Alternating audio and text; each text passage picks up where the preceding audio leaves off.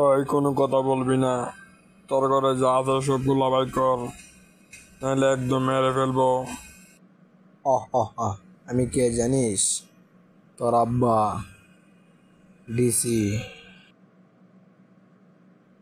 আমাকে মাফ করে দাও, আমি আর আপনার ঘরে আসবো না, চলে যাচ্ছি।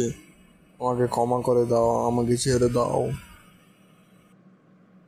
এবারের মতো মাফ করে দিলাম।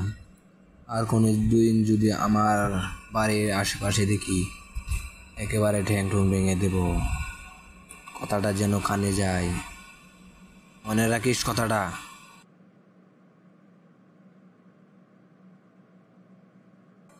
যা, চলে যা এক্ষুনি আমার সামনে থেকে।